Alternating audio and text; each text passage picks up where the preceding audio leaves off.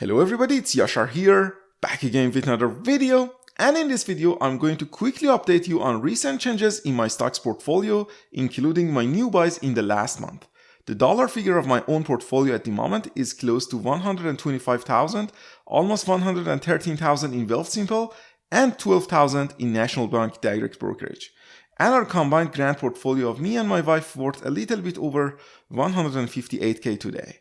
As the stock market in general is racing towards new all-time highs, my portfolio is also sitting at an all-time high price right now. Basically, all the positions we hold in our portfolio are in the green except two positions, TD and Granite REIT. It is interesting to see that Aritzia is in the green now. I was down almost 50% on Aritzia at some point in time, and now the stock is back and it is in the green by almost 10%. When Aritzia share price was close to $25 per share, I predicted that Aritzia share price would hit $40 in 2024. And here in the second month of the year, we actually see that Aritzia share price is now $40 again. We can also see that Meta is now up over 200% for my wife. This is the stock that we were down on by almost 65%, and now it is up 200%. Aritzia and Meta epic rebounds were actually major contributors to the portfolio in the last year, which caused this portfolio to hit a new all-time high here now. I also bought a new stock that I talked about it before, and that is Tencent Holdings. It is extremely hard to find value in the market at the moment, as most of the high quality businesses are selling for extremely high prices and rich valuations.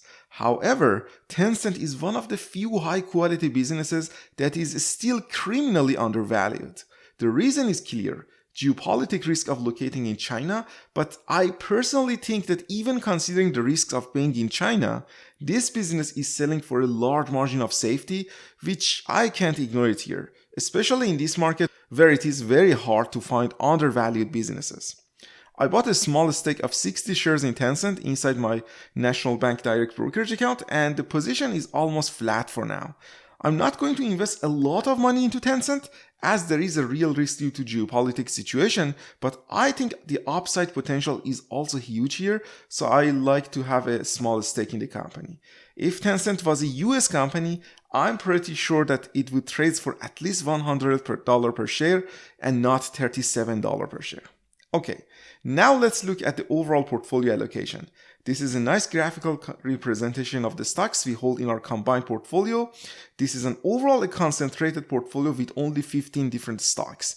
The largest holdings in this portfolio are Meta at 14% weighting, Aritzia at 14% weighting, EQ Bank with 11% weighting, Brookfield with 10%, Google with 9%, TD Bank with 8%, Granite REIT with 6%, MasterCard with 6%, Louis Vuitton with 6%, Amazon with 5%, Killam Apartment REIT with 4% weighting.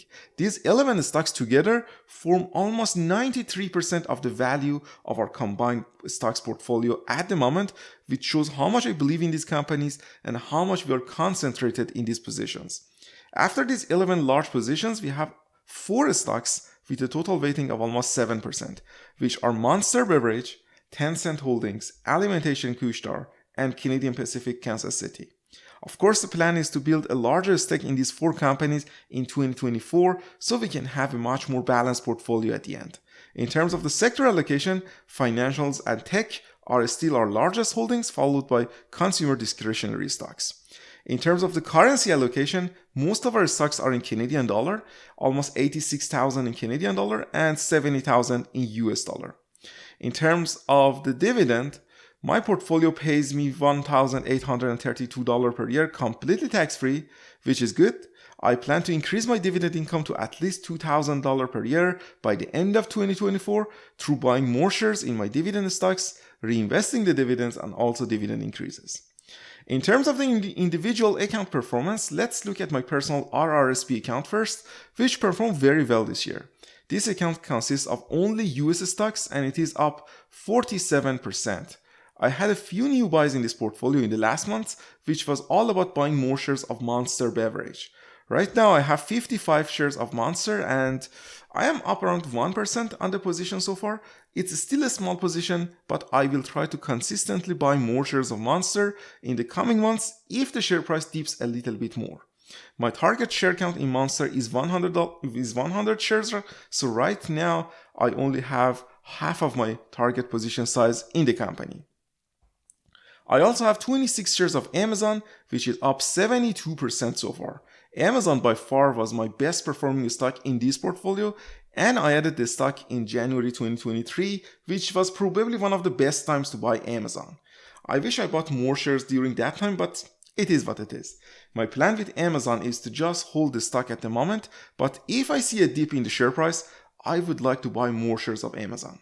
I also have 72 shares of Google, which is up 45% so far. My plan for Google is to just hold these stocks at the moment.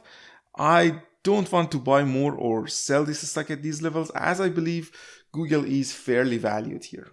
I also have 15 shares of MasterCard, and it is up 21%, which I am happy with my weighting in this company at the moment. MasterCard is an amazing, high quality business, but I think it is right now fairly valued. Outside of Wealthsimple, in my National Bank Direct Brokerage RRSP, I also bought 5 shares of Louis Vuitton, and now I own 40 shares of the stock as well. I have planned to buy more Louis Vuitton in the coming weeks, as this luxury brand stock I think is undervalued right now. As I mentioned, I also started a new position in Tencent Holdings, and now I own 60 shares of Tencent. My target share count for Tencent is 100 shares in this account. Next, look at my personal TFSA account, which consists of only Canadian stocks. This portfolio is now up 16%. Here I pretty much just held my positions and bought more shares with the dividend I received and a bit of contributions. Let's start with Allocation Couche-Tard. I bought one more share of Couche-Tard when it was close to $75, and now I own 31 shares of the company, which is up almost 25%. I really like to add to this position, but unfortunately the stock barely goes down. I'm patiently waiting for a dip to deploy more cash into Allocation Couche-Tard in 2024. Next, I have 360 shares of Aritzia. I'm finally in the green in the position, and now I am up almost 10%.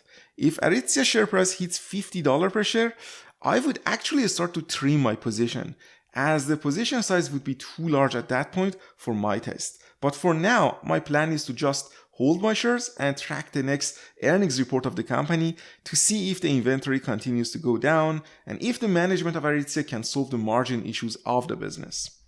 Next, I have 285 shares of Brookfield Corporation. I am up 13% in this position so far. They recently had an excellent earnings report, and their businesses and their cash flow continue to grow fast. It's still undervalued here, and in my opinion, it is still a good place to invest money, but I personally have enough Brookfield in my TFSA, so for me, Brookfield is a hold in 2024 unless the stock goes down at least 20%. Next is my new position in Canadian Pacific Kansas City Limited. It's a small stake at the moment, and it is up 20% so far. My plan is to buy more shares of CP in 2024, but I'm waiting for a dip to deploy my cash. Next, I have 200 shares of EQ Bank, which I'm totally happy with my weighting, and I am up a whopping 55% on this position so far. Despite being close to an all-time high share price, I believe this company can still grow and outperform the indices in the coming years. My plan with EQ Bank inside my TFSA is to just hold the stock and enjoy the growing dividend of the company. I'm actually thinking about starting a non-registered account, and if I do so, EQ Bank would be a position that I'm interested in buying more shares of in that portfolio, but for my TFSA, I think I have enough shares of EQ Bank at the moment. Next is Granite REIT. I bought 5 more shares of the company last month, and now I own 125 shares of this REIT inside my TFSA. It is down around 5%, but I'm not worried. Granite is a real estate company with extremely strong fundamentals. Even in high interest rate environment, which is awful for REITs, Granite is still growing its adjusted funds from operation per share while buying back the shares of the company, paying down the variable rate debt, and even increasing its monthly distributions. I believe once we start to see the cut in interest rates, Granite can rebound to its previously all-time high share prices. I'm extremely happy with Granite's risk management team decisions to deleverage the balance sheet during this time, and I will hold all of my shares in the company at this point, and potentially will buy even more shares here. Next is Killam Apartment REIT, another great well-run real estate company in Canada, which I am up 7% so far. I bought more shares of Killam in the last month, and now I own 315 shares of this company. At this level, I would probably hold my shares in Killam, but I may decide to add more shares to Killam in 2024 if the share price dips a little bit more. Finally, I bought 8 more shares of TD Bank, and now I own 150 shares of TD, which is down almost 5%. My plan for TD at the moment is to hold and collect the dividend over time, but I may decide to buy even more shares if the dip in the share price continues in 2024. There you are, guys. I hope you enjoyed the video, and if you enjoyed the video, consider subscribing to the channel to see similar videos. I will come back with a few stock analysis videos soon, but until that time, I see you guys in the next video. Farewell.